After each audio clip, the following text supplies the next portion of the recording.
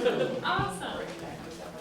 Alrighty, well welcome everyone. Thank you so much for taking a Friday afternoon, evening to spend some time with us. My name is Jamie Kherbaoui. I use she, her pronouns. And I'm going to do a visual description at the beginning of our presentations. As for accessibility practice, we always visually describe ourselves.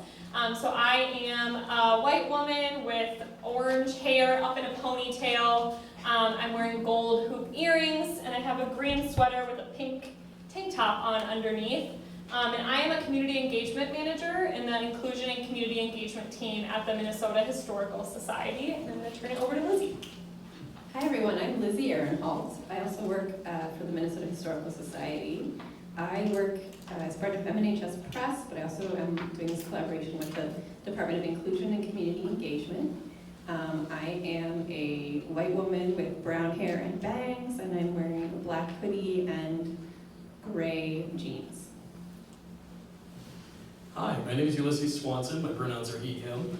I'm a community engagement intern. I've been working with this project since last September. I'm a white man with a brown buzz cut and a brown plaid shirt.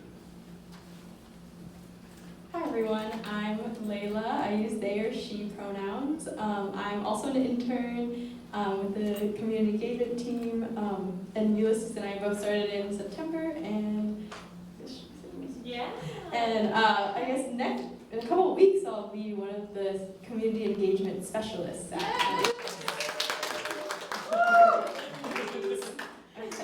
And I have black hair, bangs, I'm wearing a green sparkly button-up shirt with orange and red embroidery and black pants. Hi, I'm Valderrama. I'm the most recent intern on the project. I started in January. I use he, him pronouns, and I am a short man wearing a purple shirt, and I have a dark colored buzz cut and box. Gotta go sit down. Yeah. Sweet. So yeah, first just want to say thank you so much to Goodhue County Historical Society for hosting us, and it was awesome getting to meet Leah when we came and visited. I can't even remember now, it was like a month and a half ago or something. So we are just really thrilled to be here and to be in Red Wing, being able to share about the project that we are launching and some of the history behind it. And I'm going to turn it over. First we'll do our outline for the time that we have. If this thing was just working. I can click it. I need to do it this way. Oh, that's not working either. We do the tech test, and then the tech is like, joke's on you. Is it just a connectivity thing? Oh, that worked. Okay. Oh, there we go. Hey, we just needed Bethany to do it. So we're going to go over some key terms with everybody. And then we're going to do a quick check-in question. We're going to do a historical overview. That's going to be really short and brief, so don't expect it to cover everything. We have a trivia question for everybody. And then we're going to do some queer histories of Goodhue County and wrap up with a fun activity. I promise, it'll be great. It'll be so fun.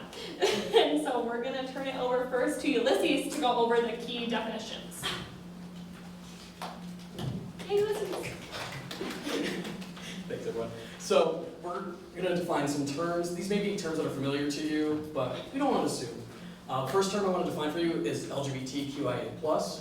So this is an acronym that stands for lesbian, gay, bisexual, transgender, queer, intersex, agender, aromantic, asexual, and other non-cisgender and non-heterosexual identities that are represented by those previous 7 initials. That's what the plus is for. Sometimes you'll see this shortened to LGBT or LGBTQ. Another term that we use in this project is queer.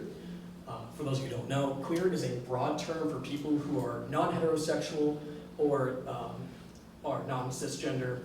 So historically this has been a slur, but some LGBTQ people and historians, but not all, have repurposed the word to describe various ways people may not fit into cis-heteronormative expectations around gender and sexuality.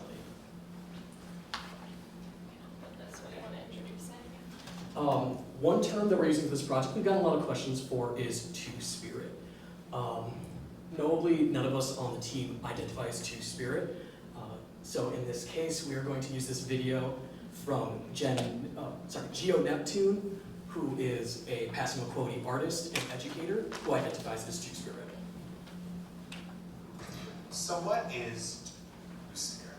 It's an umbrella term that bridges indigenous and Western understandings of gender and sexuality. You may recognize it as the two that sometimes appears at the end of LGBTQ2. There are many definitions and understandings of Two-Spirit, and each is nation-specific. The term was intentionally introduced by Native people with the goal of finding common ground and helping educate about traditional teachings in a contemporary context. The Two-Spirit Society of Denver offers the following definition. Two-Spirit refers to another gender role believed to be common among most, if not all, First Peoples of Turtle Island, North America, one that had a proper and accepted place within Native societies. This acceptance was rooted in the spiritual teachings that say all life is sacred. So how did the term Two-Spirit first come about? In 1990, in Winnipeg, Manitoba, Canada, at the 3rd Annual Native American Gay and Lesbian Gathering, the term Two-Spirit was proposed and affirmed by consensus. The word was a potential solution to what Native scholars and Or does it continue? Yeah, we can keep going. Yeah, I can stop it once it's. Okay. activists called the problem of naming, or making the many different sexual and gender identities that fall under the Two-Spirit umbrella legible across Native and non-Native cultures alike. For example, to illustrate the diversity of meanings that Two-Spirit contains, consider the following. In Lakota, the word Winkpen means to be as a woman and refers to two-souled Lakota people who transgress boundaries of gender from what may be considered male to female. In Diné, Natlehe means those who transform and refers to one of 4 separate genders: masculine-feminine, masculine-masculine, feminine-masculine, and feminine-feminine. Each gender has its own word in the Diné language. And those are just 2 nation-specific examples. There are so many more. Each nation's understanding of gender and sexual diversity is different and grounded in specific spiritual beliefs. Although all nations don't have a concept of Two-Spirit people, across those indigenous nations that do, Two-Spirit people were historically held in high regard and often considered sacred or divine, holding important positions like matchmakers, medicine people, or warriors on the front lines of battle. So that's a little bit of an overview. And again, this is a term we've gotten questions about, so we really wanted to provide this in-depth definition. And now I'm going to hand it off to Lizzie. Thanks, Ulysses. So I'm going to ask a question. How many of you in the audience have researched queer, trans, Two-Spirit history before? Make some noise or wave your arms, stomp your feet, whatever. Oh my God, so many of us. I should be stomping my feet too because I do it myself. I was thinking yesterday how I've really been doing it since high school. It's just something that's really natural to me, looking for echoes of myself and my friends and my chosen family in the past, especially in the 19th century, which is the period that I focus on as a historian. So we'd love to hear about your experiences researching, but we're going to hold those until later. But please keep those in mind. Thank you. So I am going to give that aforementioned very brief summary of queer history in Minnesota. So historians like to create periods to talk about. This can be a little dangerous because if you create a period, it makes it sound like everything only happened in that span of time and then afterward it was very different. There's a lot of continuity in history, obviously. We know that from our lived experience. But if they're used carefully, I think that periods can be helpful for mapping transitions and identifying turning points. So as you were just hearing in the explanation of Two-Spirit, Indigenous people have had their own ways of understanding and naming gender and sexuality since long before white people showed up in what is today Minnesota. So that's a nice place to start. And that's really all times, but then if you want to think about maybe the first period, I like to think about starting in 1858 when Minnesota became a state. And going up through 1920, this is the period that I study, and it's very interesting because this is the period when we get the concepts of sexual orientation and gender identity. they had to be invented. They did not exist before. People known as sexologists, which as it sounds like means they were studying sex, but they were psychiatrists, doctors, legal experts who were reading scientific literature coming out of Europe and saying, we're going to start classifying people based on their sexual attractions and their gender identities. This had not really happened before in such a scientific way. And in Minnesota, sexology was a little bit slower to get absorbed. It was really big in places like Germany and France, and later New York. But I would say that era really held on until 1920. And I call that the era of invisible deviance because in a way, the lack of names made it hard for people to find each other, but at the same time, it also created sometimes a space for a certain amount of freedom because there weren't, for example, slurs to yell at people. If sexuality and gender aren't identities, then you can't say, you blank, because that's not a thing. It's just it's a behavior, basically. Then beginning in about 1920 and until 1968, we're working with identities.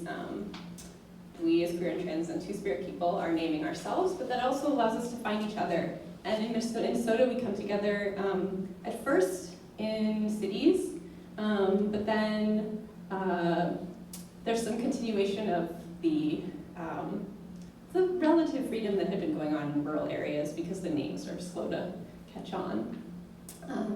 And then in 1969, you might be noticing that year because it's the year of the Stonewall Uprising in New York City. But I actually start this period in 1969, not because of Stonewall, but because of what happened here in Minnesota, because the first gay rights organization started in Minneapolis, and it was called FREE, Fight Repression of Erotic Expression. And that actually was founded before the Stonewall Uprising, so I'd like to mention that.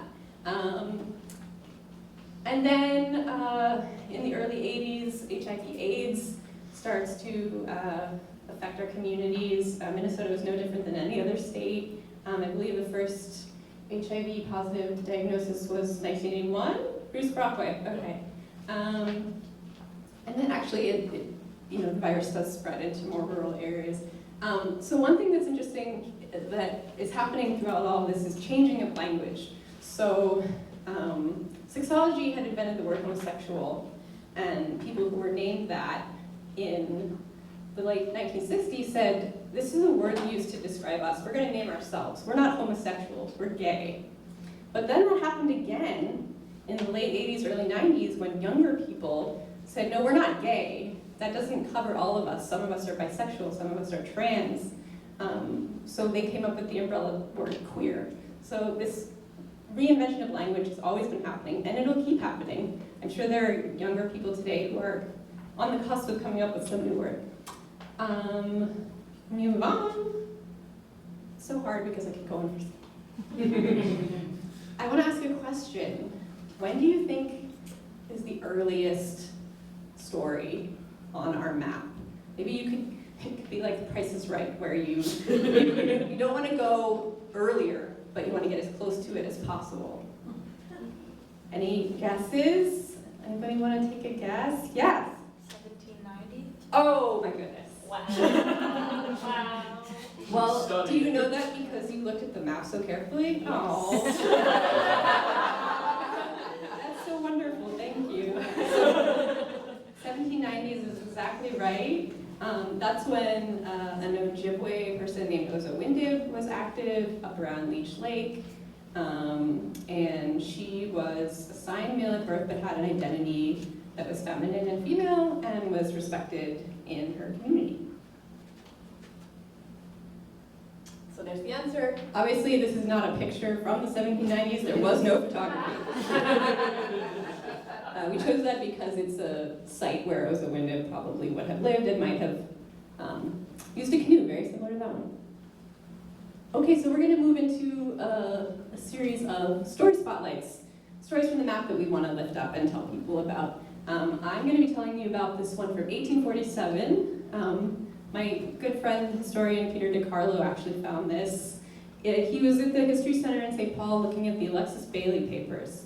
Alexis Bailey was a Euro-American fur trader. Actually, I think his family went back several generations to the United States. It was unusual, but he wrote down a transaction with a Dakota trader, what she bought, and he referred to her using this word, starts with a B that's considered a slur, so I won't say it. But it's something that Europeans and white Americans used to talk about Native people who were transgressing gender in some way. And in this entry, Alexis Bailey actually uses she, her pronouns, which is nice. In other transactions, he uses he, him. So you can tell there's some fluidity going on. The trader was probably a Bedouin, Dakota, and lived in Black Dogs Village. And her family might have thought of her as a Winkte, which is a Dakota concept that is kind of a forerunner of the two-spirit concept. And next, I think Ulysses is going to tell us another story. Yeah, absolutely. So going forward around 50 years, in Zimbrota, there was an interesting character who, of course, was recorded in the newspaper. That's how you find a lot of LGBT people in the past, especially before 1950, is these interesting character features in newspapers.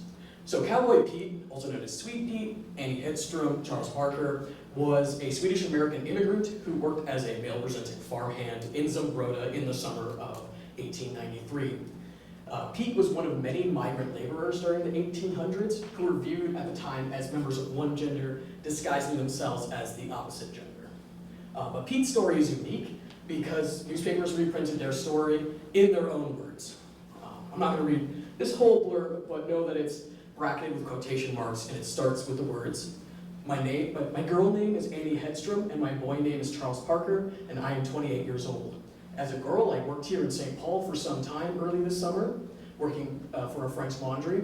I didn't like the work I had and couldn't make a living, so I concluded to dress as a boy and work out at men's work. It seems so simple, but this is revolutionary because we rarely have, when people transgress gender, how they identify themselves. So I wanted to lift up this story from Goodhue County. Yay!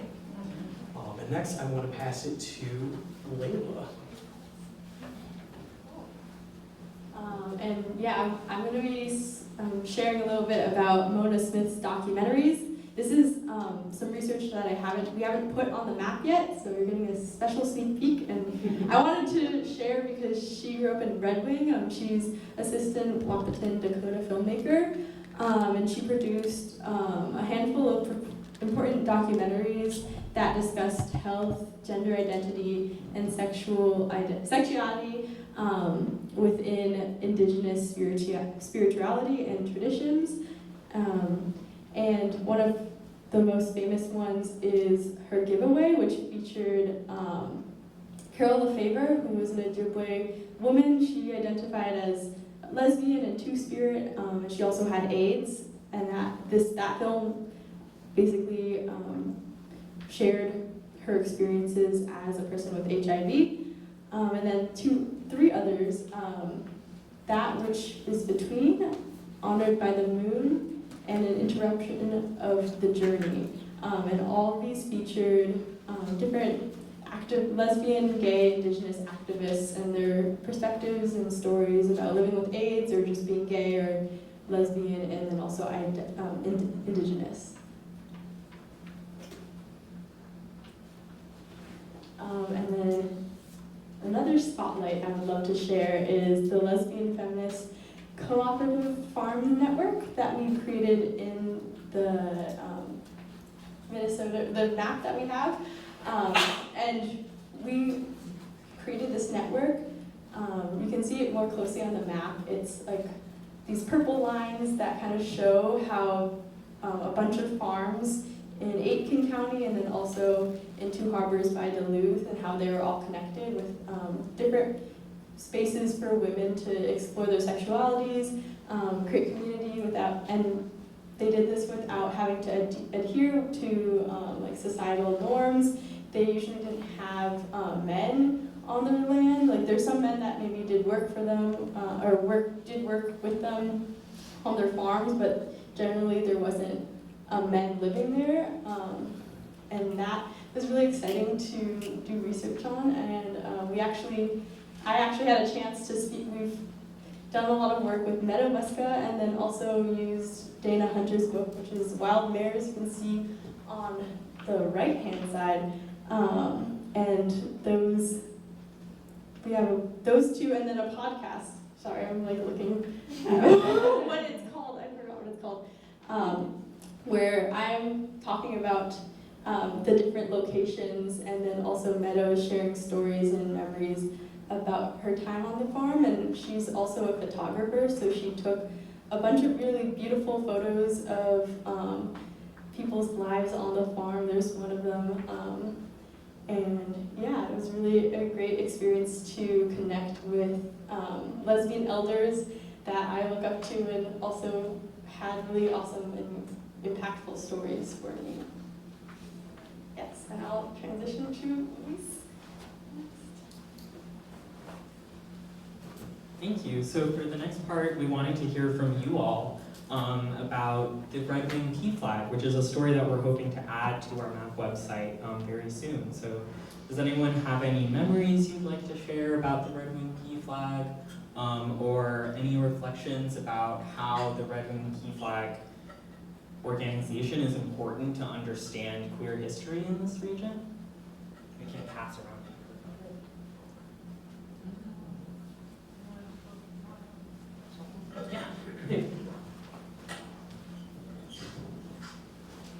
Well, thank you for this opportunity. There's an awful lot to share, but I'll be somewhat concise. And that is that when we decided to start Red Wing Pea Flag, it was kind of an underground operation. Nobody knew what we were up to. We would gather at one of the members' homes, and we're told not to park in front of their house, and we would always leave after dark. So that was in 1994.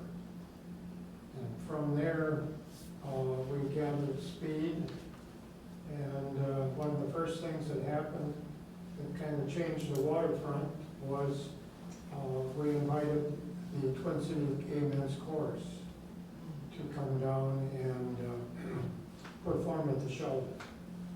And we were a little bit concerned that maybe there wouldn't be a good showing, or there would be people there that would be upset. To our pleasant surprise, the shelter was full. In fact, if the fire marshal would have come by, we probably would have gotten in trouble. So that was one watershed event. And then, so we kind of gathered some confidence at that point in time. And then the Phoenix Theater in Red Wing decided that they wanted to perform the Laramie Project.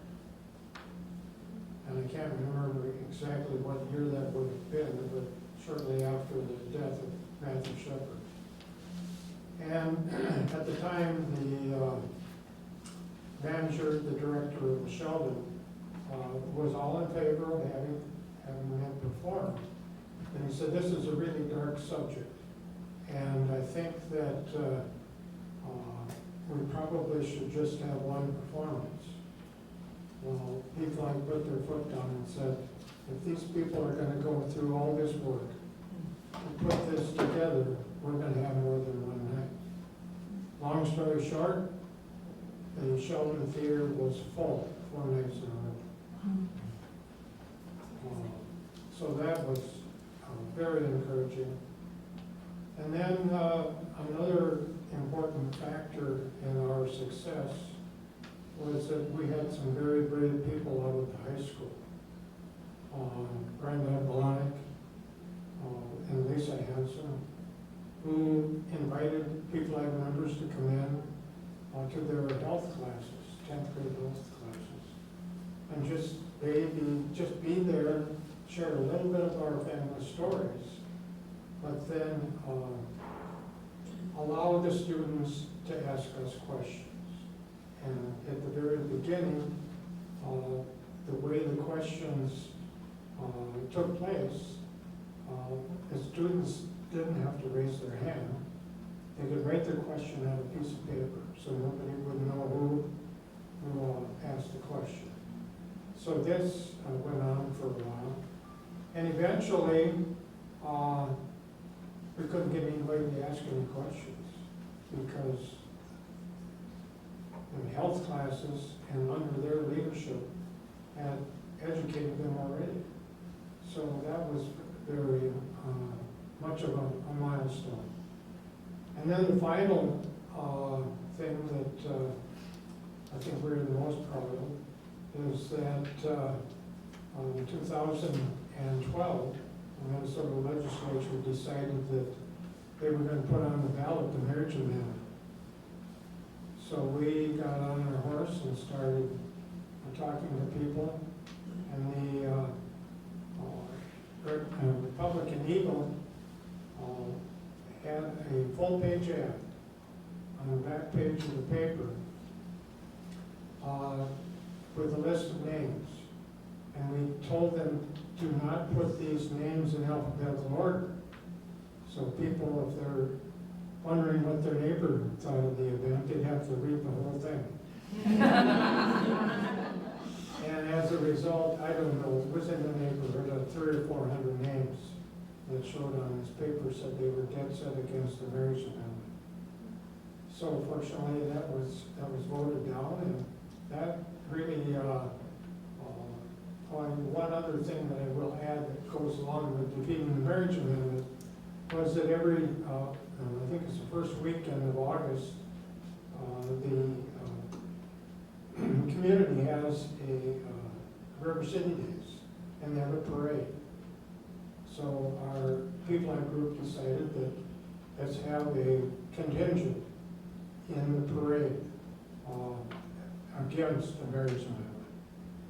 And initially we were told maybe we'd be lucky to get 50 people that would march with us in favor of defeating this. Well, we ended up with almost 200.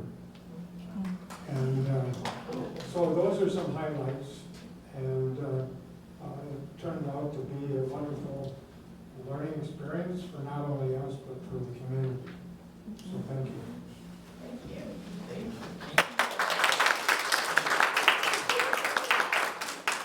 Thank you so much for sharing. We're so glad that you're here tonight, and we're really excited to connect with you. And MNHS actually recently acquired Coming Out Together, the Red Wing P. Flags book.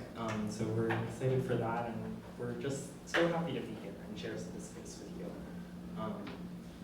Does anyone else have any memories you'd like to share? Yeah.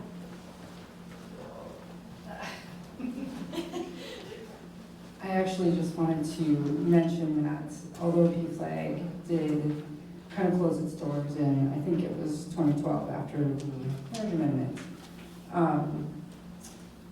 my family and I have done the prides these last few years, and everything that we're doing is still stemming from the support of those original PFLAG founders and members. So even though there's not an active chapter in Red Wing, their work still continues, and we still carry that torch forward, and everything that is happening now is because of them. So. Thank you.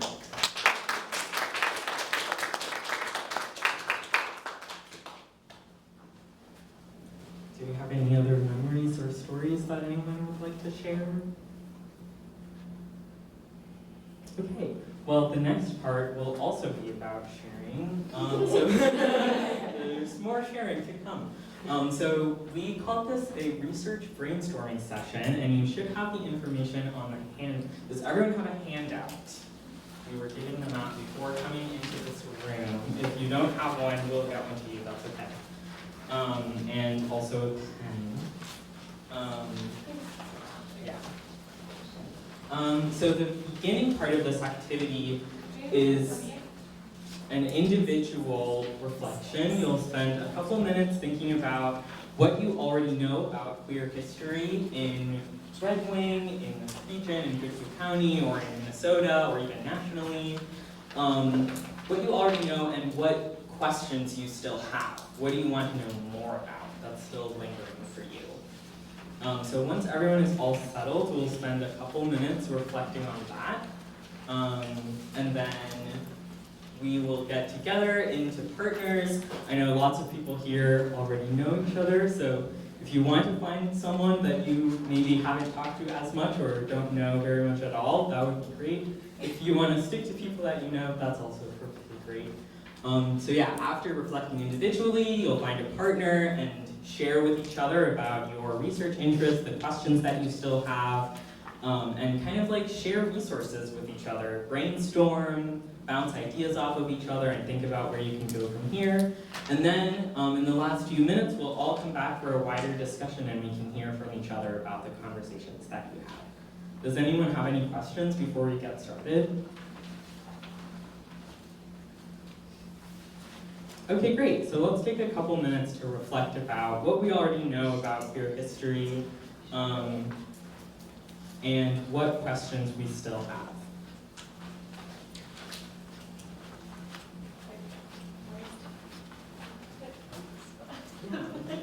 We can play a song. Yeah. Like one song. I would love to be someone's partner. Hey, I'll be a partner. See, this is great. This is how we meet each other. Nice. So, did you stomp your feet when you were talking about researching? So what do you work on? So did you see your history display? Oh my God! Nice to meet you, Lizzie. What's your name? Lizzie. Lizzie, it's nice to meet you. Okay, so we're taking a couple minutes to reflect individually and then we'll pair up. That's so great.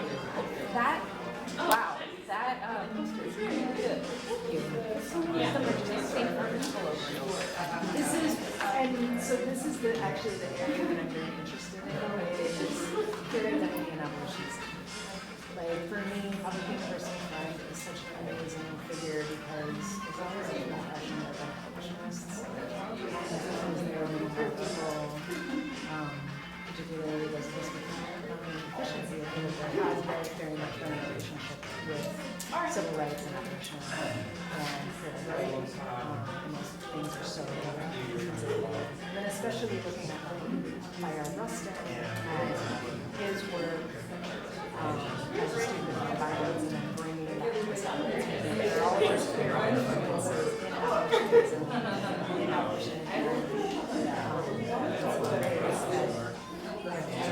want to do these things. How are you attempting to do that? So this is the way it was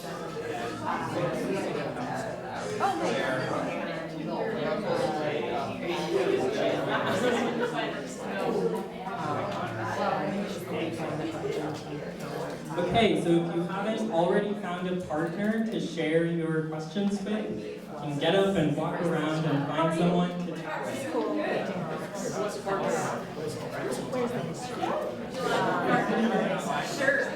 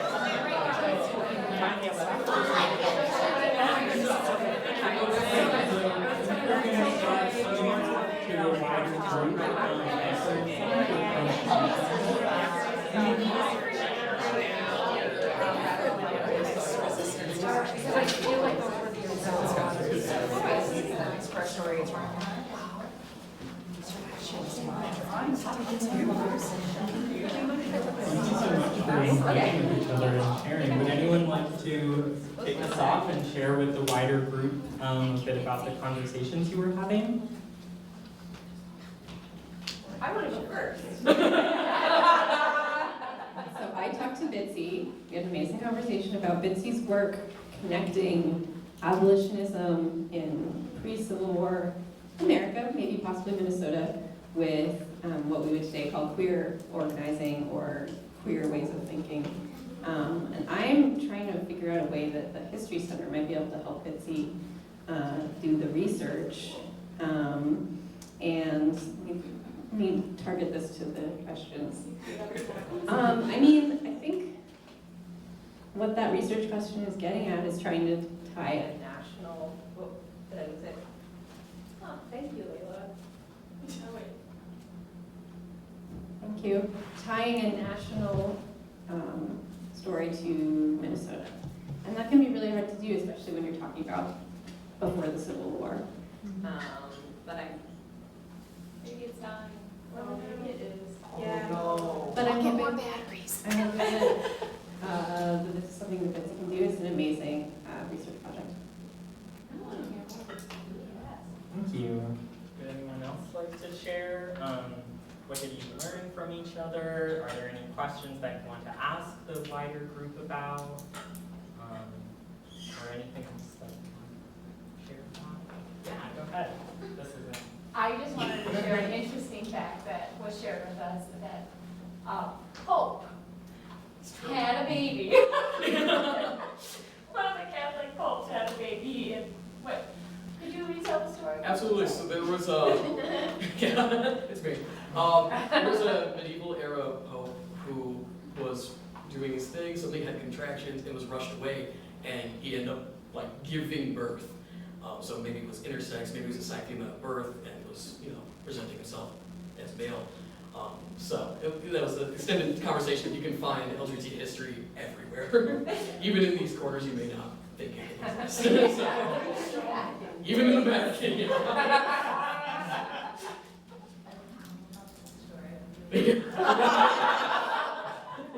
What year was that? I might have to use my fellow researcher Google, but I'm pretty sure I know either between 1,000 and 1,500. There you go.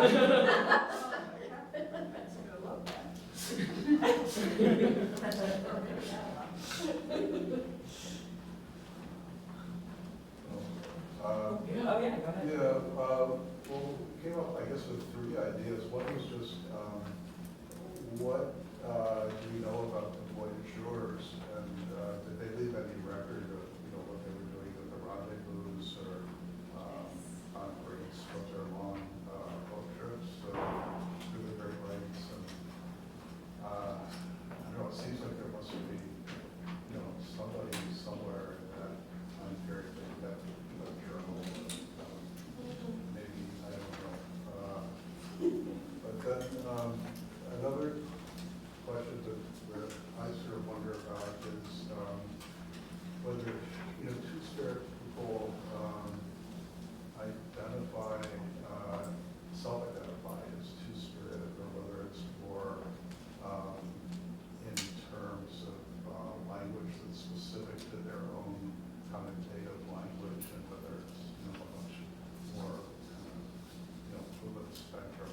I feel like Two-Spirit might be a little bit like the way I think academics have come up with the term Latinx, and I don't want to offend anyone, but some things I've read is that anyone who is that no one really uses that to self-identify, but maybe I'm wrong, I don't know. And then another question that Al had was, is there a real big range within tribes and nations and bands within nations of the role of Two-Spirit people? How does that work? Are there some that are maybe more tolerant or more, tolerant isn't the right word, it's accepted, but what's that like? That's a great question.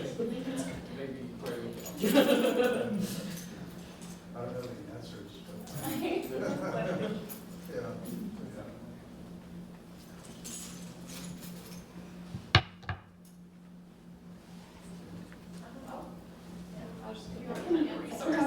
Part of that, about Voyager rendezvous, there are a lot of great first-person accounts from that period. I think most of the people weren't technically the voyageurs, they were more the traders. So they were people who had more leisure time to write in a journal, for example, because they weren't busy carrying things. But I love the idea of finding some sort of same-sex culture history within Voyager culture, because it was pretty separated by sex, and a lot of same-sex working situations in the 19th century often led to queer relationships. I'm thinking about like logging camps, there's evidence of that. Anytime you segregate sexes, that leads to some of it. And some people are, it's like situation-based, but for some people it's a way to first experience an identity or a personal preference. So I really encourage you to look for trader journals. I'm not thinking of a good one off the top of my head. Do you have it, Ulysses? But there are several from the turn of from like 1800. There's Snake River Fur Post. Do you know that site? That's here in Minnesota. There's a journal from about 1800 that's related to that site. And I also encourage you to go there. It's a fun place to visit. Where is it? Snake River? It's close to Pine City. Oh, okay. Just think further north. Well, no, Yep. it's close, so. Yeah. Yeah, it's called 35. Yeah. As for Two-Spirit identity, you were asking about variants from nation to nation and also self-identification, the word Two-Spirit. Many people definitely self-identify as Two-Spirit and they find it to be a very powerful term. Some people don't. Some people say, well, my nation has this existing identity, like weekday, for example.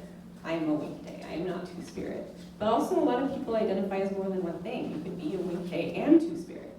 You could be Two-Spirit and trans. So people, it's really every variation you can imagine is out there. Did anyone else want to add? And one of the resources we have on that research document is a book called Reclaiming Two Spirits, which might help answer some of those questions. It's on the first page. I'm not sure if it's at the library around here, but I know it's on MinLink, so you can always get it requested to your library, or you can buy it.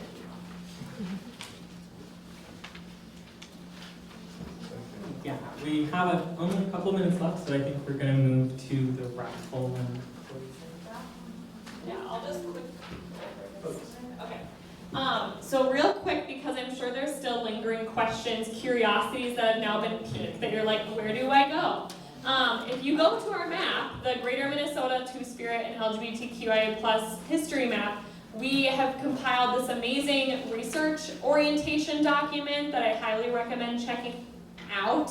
And then we also have like additional resources beyond the research guide that have also been compiled, and your local Goodhue County Historical Society for researching into the local archives here.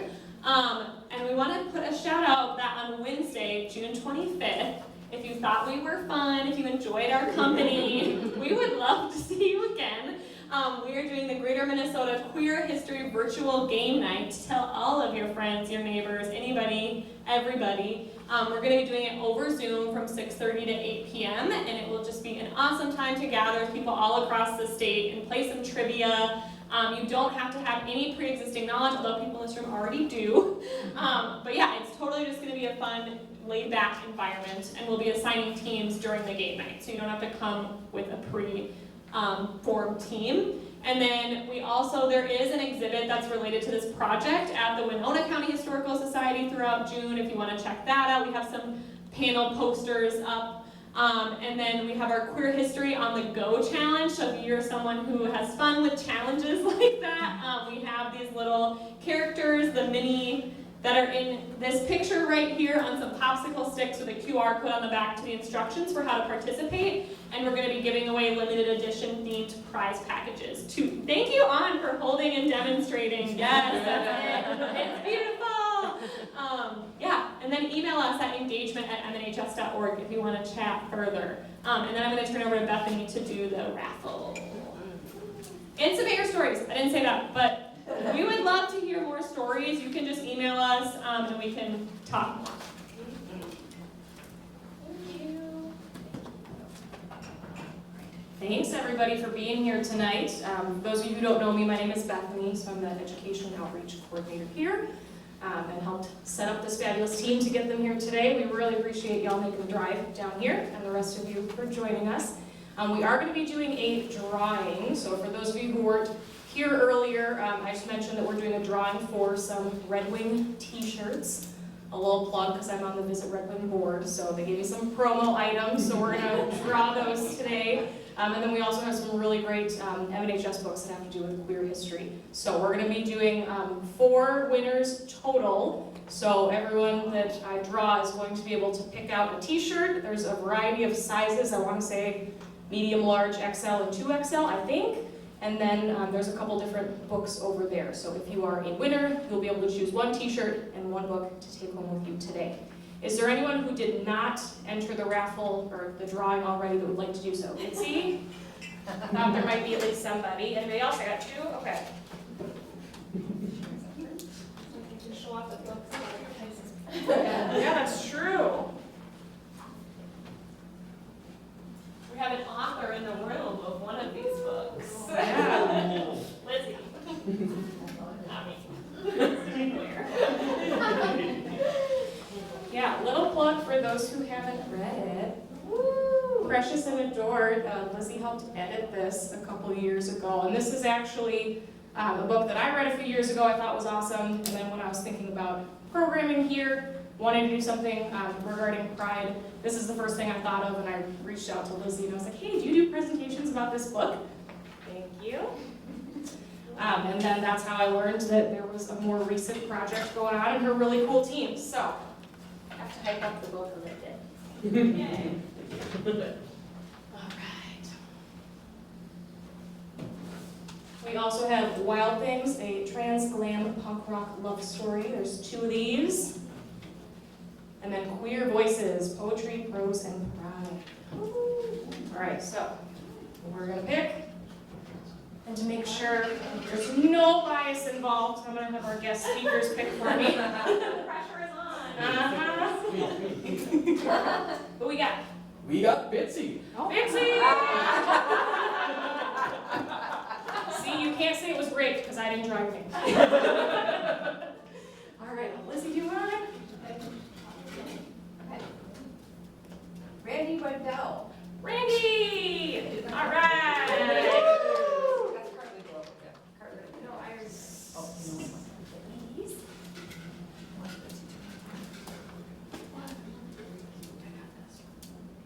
Morgan Condon.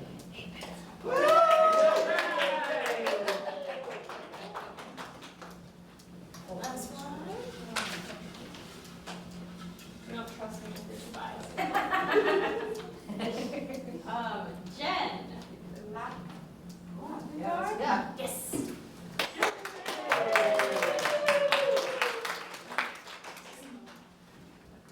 Wonderful. Congratulations to our winners. Thanks again for coming out, everyone. I do want to point out on your way out the door, we have some flyers for our summer events. So we have a lot going on. We have an event tomorrow. So if you loved hanging out with us today, if you really want to come back, we're doing an event tomorrow. And it's really fun. It's a family day, so it's free admission. It's dairy themed, so the Goodhue County Dairy Princesses are going to be here. There's ice cream sandwiches, cow crafts, all sorts of fun stuff. So definitely make sure to take some flyers. And then two last things that I just wanted to point out. Earlier we had mentioned the Coming Out Together book and the Red Wing Pea Flag. That is a book that we had here and we were selling in our gift shop. I think we're literally down to like 2 copies, so it's technically out of print, and we are looking to republish it because we know that there's some really great stories, and especially at this time we want to make sure those stories can be shared. So we do have upstairs on the table, we have a little donation bin if you're willing to give anything to go towards the republishing of that book. We also have a QR code, so you are welcome to donate online. Our website has that set up for that right now.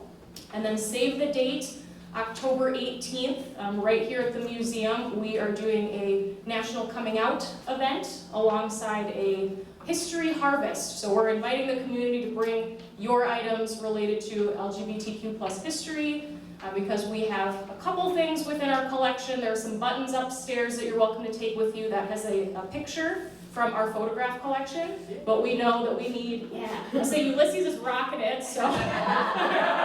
So if you saw it earlier with the pin, you're like, ooh, I like that. Pick one up on your way out.